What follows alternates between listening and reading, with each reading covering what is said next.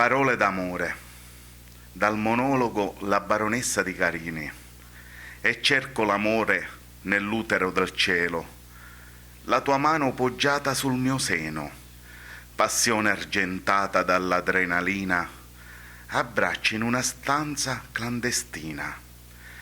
È passato il tempo e vige il ricordo, il battito del mio cuore, il tuo collo, il tuo bacio d'amore ormai sordo, l'amaro e le labbra che mi mordo, e mi rivedo malizioso e sfrenato, con lo sguardo acceso, accecato, tra dolorose sparizioni e lamenti, di improvvisi vortici, incoerenti.